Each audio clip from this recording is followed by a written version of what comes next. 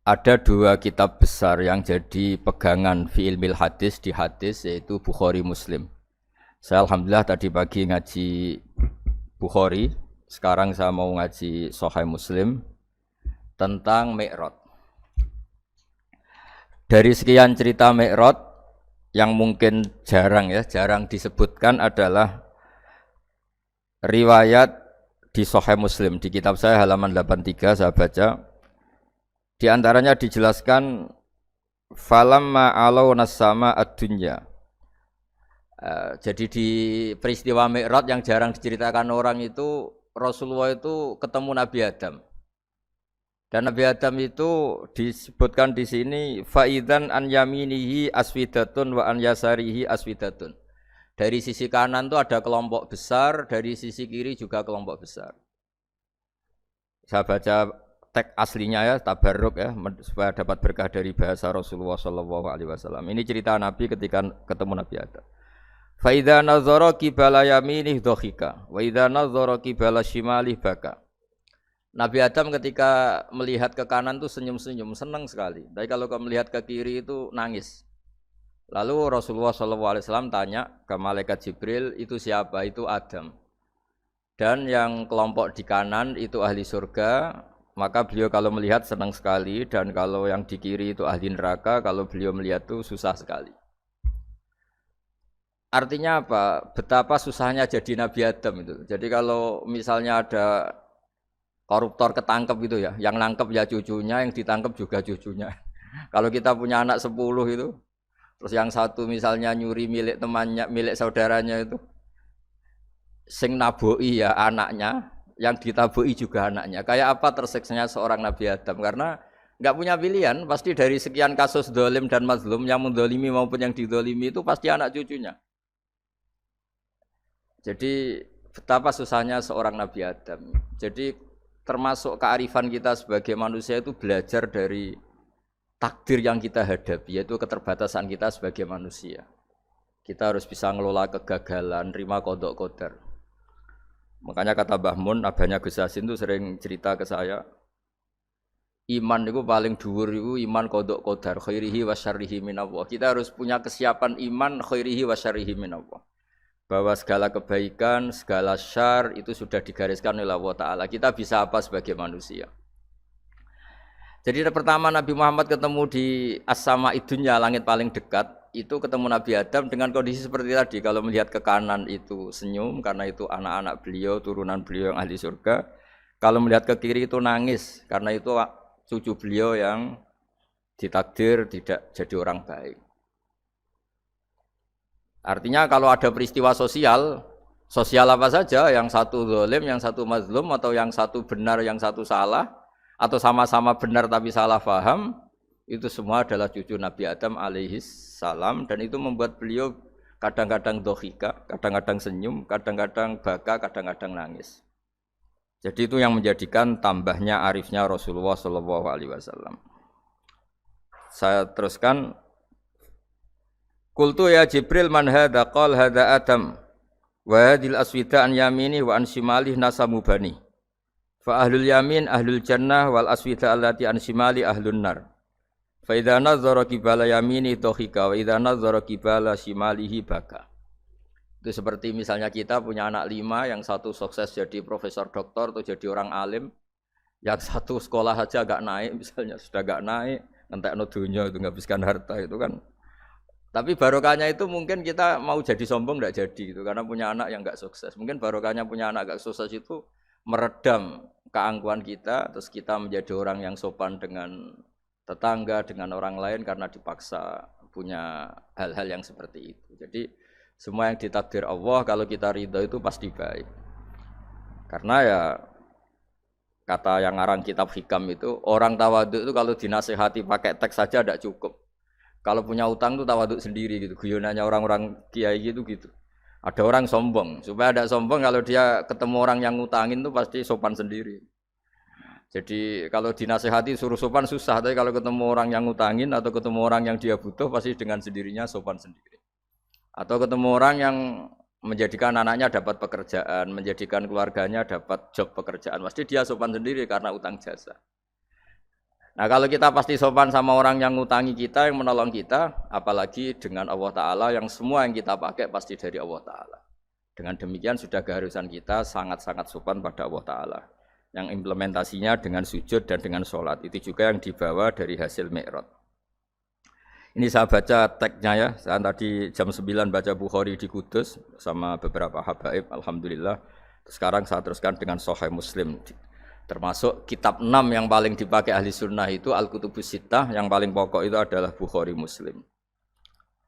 Terus kemudian naik-naik terus ketemu Marartu bi Musa alaihi salam. Ini nabinya Bani Israel. Saya kemudian ketemu dengan Nabi Musa alaihi salam. Nabi Musa itu nabinya Bani Israel. Jadi orang Bani Israel itu bawaannya itu protes. Protes itu komplain. Ketika makomnya beliau dilewati Rasulullah SAW, kelas beliau sebagai nabi, beliau nangis. Ketika nangis ditanya, "Ma yubkika, kenapa engkau nangis ya Musa?" Terus ini saya baca supaya seperti teksnya. Kata Nabi Musa, "Rabbi hadza ghulamun ba'astahu ba'di, yadkhulu min ummatihi al-jannata aktsaru mimma yadkhulu min ummati." Ini lelaki atau nabi junior, nabi yang datangnya setelah saya, mestinya senior saya. Tapi nabi ini sukses, umatnya lebih banyak masuk surga ketimbang saya. Ini yang bikin saya nangis. Jadi pikirannya Nabi Musa kalau beliau senior, beliau lebih dulu ya umatnya lebih banyak masuk surga. Ternyata enggak, masih banyak umatnya Rasulullah SAW.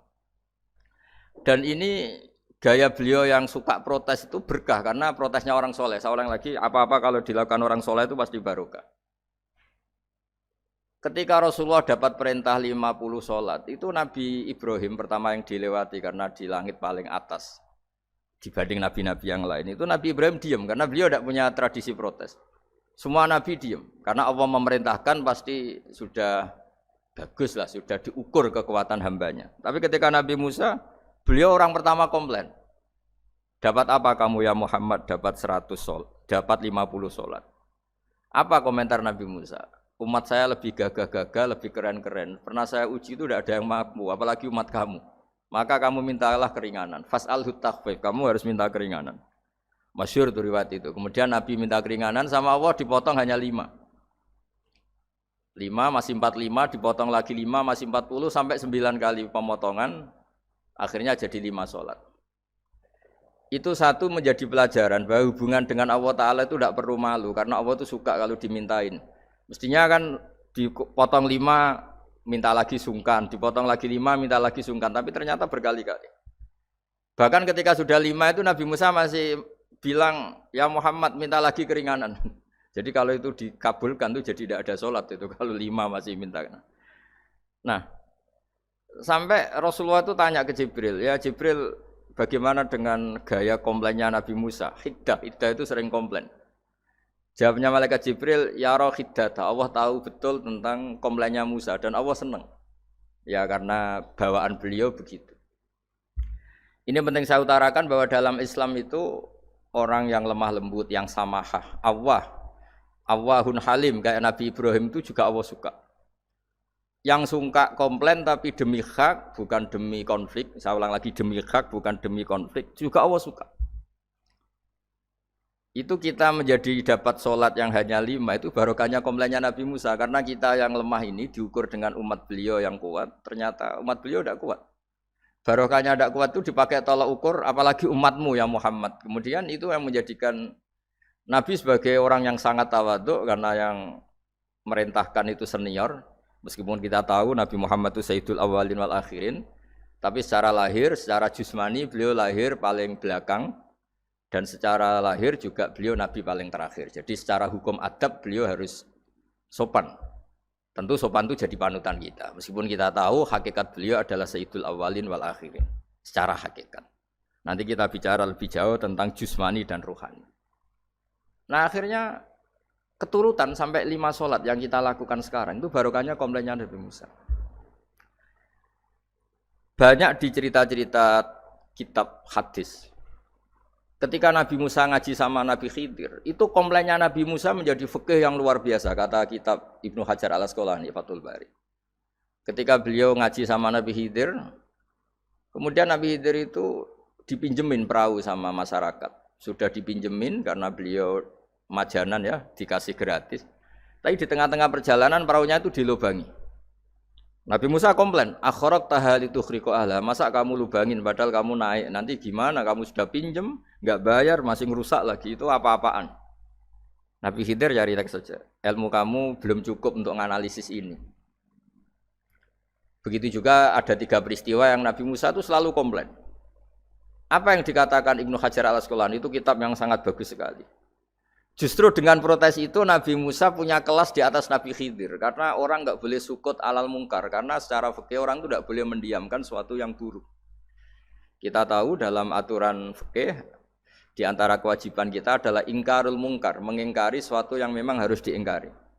Ya meskipun tentu tidak dengan sikap destruktif yang merusak dan apa. Tapi yang nggak baik tentu kita ingkari. Perilaku Nabi Khidir yang melubangi perahu yang tidak miliknya, padahal yang punya perahu sudah menonton, itu perilaku yang enggak baik. Sehingga Nabi Musa protes. Justru protesnya Nabi Musa ini menjadikan beliau selalu di kelas fikih terbaik, yaitu ingkarul mungkar, mengingkari barang yang harus diingkari. Tapi tentu Nabi Khidir juga enggak salah, karena beliau punya perhitungan, di depan nanti itu ada begal-begal, ada kekuatan yang enggak baik, yang selalu akan membegal perahu-perahu yang kondisinya sempurna. Nabi Khidir punya perhitungan, kalau ibarat mobil ini spionnya kok enggak dipecah, enggak diambil, itu termasuk mobil bagus, pasti digarong. Tapi gara-gara spionnya dipecah dulu sama Nabi Khidir, terus depannya dilumuri apa supaya enggak menarik, ini selamat. Jadi perhitungannya Nabi Khidir, wa kana wara'uhum maliku ya'khudhu kulla safinatin ghusba. Di beberapa tafsir diartikan safinah ay sholihah, karena di depannya nanti akan ketemu orang-orang yang dolim, yang selalu ngambil perahu-perahu yang bagus. Caranya gimana supaya perahu itu gak diambil? Ya karena mereka hanya ngambil yang bagus, ya dirusak dulu supaya gak bagus. Kalau ya gak bagus nanti lolos dari garong tadi, dari pengambilan secara dolim tadi. Jadi Nabi Khidir gak salah karena ada visi seperti itu. Nabi Musa protes juga gak salah karena memang tugasnya fikih itu ingkarul mungkar, mengingkari barang yang memang gak benar. Nah, di sini seperti yang dikatakan Gus Yassin, kita harus bisa ngelola perbedaan, ngelola beda sudut pandang dan sebagainya. Sehingga kita selalu dapat nikmat Allah Ta'ala, wa allafa baina qulubihim, nikmat yang kita asik, kita hidup asik, nyaman. Doa-doa bapak-bapak saya, guru-guru kita sering ijazahi setiap ketemu teman atau keluarga disuruh berdoa, Allahumma alif baina qulubina wa aslih dzata bainina. Semoga hubungan kita dengan orang lain itu baik-baik saja dan semua konflik kita dibenahi oleh Allah Subhanahu wa taala. Karena kita tidak pernah tahu ya, kita miskin kadang dianggap problem karena takut membebani tetangga. Tapi kita kaya juga kadang dianggap problem karena orang lain takut kalah dengan kita. Kita tidak pernah tahu cara pandang orang lain. Jadi kadang-kadang kita menang gitu, sama yang senang dikira kita pemikir serius gitu. Tapi sama yang nggak senang dikira kita merengut. Kita guyon, kata yang senang itu luar biasa. Kita dianggap orang yang ceria. Bagi yang nggak senang dianggap arogan. Jadi kita tidak pernah bisa ngelola pikiran orang lain. Nah, barokahnya rahmat Allah yang tidak terbatas kita seperti ini. Dan itu digambarkan oleh Allah Ta'ala ketika ketemu antar Nabi itu. Cara pandang ya beda-beda. Nabi Ibrahim itu kalau melihat orang yang enggak benar, itu ya ngendikane faman tabi'ani fa innahu minni wa man asani fa innaka ghafurur rahim. Ya Allah, yang ikut saya ya karuan kelompok saya, yang tidak ikut saya semoga engkau banyak mengampuni mereka. Nabi Nuh beda sekali cara pandang. Nabi Isa ubudiyah murni. Ketika melihat orang yang enggak benar, beliau tidak ngambil sikap. Beliau ngendikan intu adzibhum fa innahum ibadu. Kalau engkau siksa nggih monggo Gusti, wong itu hamba-hamba jenengan, itu terserah jenengan. Wa in taghfir lahum, kalau engkau ampuni nggih monggo, jenengan yang punya pertimbangan lebih bijak. Dan itu yang dalam banyak hadis ketika Rasulullah SAW melihat umatnya di akhir zaman yang macam-macam, Nabi ngambil sikap kayak sikapnya Nabi Isa. Sebagian riwayat Nabi mengatakan fa'aqulu kama qalal abdus soleh. Saya akan ngambil sikap kayak sikapnya al-abdus soleh. Di hadis itu diredaksikan, yaitu dengan redaksi intu adzibhum fa innahum ibaduk wa in taghfir lahum fa innaka antal azizul hakim. Ya saya teruskan.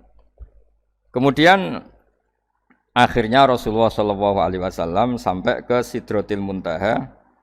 Wa ra'aitu Ibrahim alaihi salam wa ana asbahu waladih bih.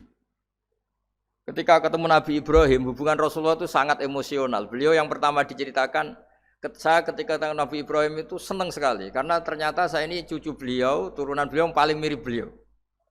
Jadi ini unik, dari sekian peristiwa besar, peristiwa langit, kemudian Nabi ada hubungan emosional yang luar biasa ketika ketemu Nabi Ibrahim. Pertama yang dikatakan Nabi, wa ana asbahu waladihi, saya adalah cucu yang paling mirip beliau.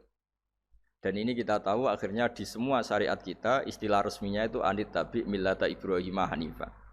Di istilah resmi agama kita millata abikum Ibrahim, agama leluhur kamu Ibrahim. Kita ketika baca sholawat Allahumma sholli ala sayyidina Muhammad, terusannya juga kama shollaita ala sayyidina Ibrahim wa ala ali Ibrahim. Dan seterusnya dan seterusnya.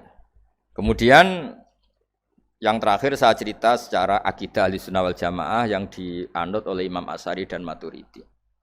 Meskipun secara lahir itu Nabi mengalami pertemuan dengan Allah di Sidratil Muntaha, tapi tetap saja kita cara pandang bahwa Allah Ta'ala itu mukhalafatul hawadis. Allah tidak bisa kamu andekan di satu tempat terus mengalami hal-hal yang kita alami sebagai makhluk. Sebab itu sirinya kenapa di surat Isra dimulai dari subhanalladzi. Allah tetap maha suci. Maha suci itu artinya terbebas dari yang kita alami. Allah selalu mukhalafatul hawadis. Allah la yahtaju ila makarin. Allah tidak butuh tempat. Allah tidak butuh waktu, Allah tidak butuh semua. Karena Allah itu qayyum, Allah itu qiyamuhu binafsihi, berdiri sendiri. Allah tidak butuh aras, Allah tidak butuh kursi. Tapi eksistensi kursi yang butuh Allah. Allah tidak butuh aras, tidak butuh kursi, tidak butuh langit. Semuanya itu berdiri karena Allah. Bukan sebaliknya Allah berdiri di atas semuanya. Sehingga kita mulai kecil diajari Allah itu siapa? Al-Qayyum. Kalau bahasa kita qiyamuhu binafsihi, selalu berdiri sendiri, dan Allah itu al-ghaniyul mutlak, enggak butuh yang lain. Di sini pentingnya selalu Nabi ngendikan subhanallah subhanallah, wiridanya tetap Allah itu maha suci, Allah maha besar, Allah maha agung, dan keagungannya diantara ditandai dia punya sifat yang tidak sifat kita. Dia punya keabadian yang tidak bisa kita miliki. Dia punya semuanya yang tidak kita miliki. Itu sebab itu dimulai subhanalladzi asra bi abdi lailam minal masjidil haram. Jadi kata subhana ini maha suci itu maha suci dari tempat, dari waktu, dari apa saja. Meskipun Allah punya adat, punya sunnah, memperlakukan hambanya itu dengan logika atau bayangan yang dibayangkan seorang hambanya. Sehingga seakan-akan kita ini ya ketemu, seakan-akan kita bisa ini melihat. Sehingga di surga disebut kita ini melihat Allah. Tapi semua ahli sunnah mengatakan, tapi kamu melihat Allah itu tetap saja bila kaifin walan khisorin, tidak bisa terus menciri. Ciri itu bisa membatasi sifatnya Allah itu begini-begini, tidak bisa. Tetap Allah itu la tudrikul absar wa huwa yudrikul absar. Tapi kita bisa disebut melihat dengan kemakhlukan kita yang profan. Di surga disebut melihat, tapi bukan melihat yang kayak kita melihat antar makhluk yang terus bisa apa itu cerita detail, cerita spesifik, cerita apa, tidak bisa. Tetap la tudrikul absar.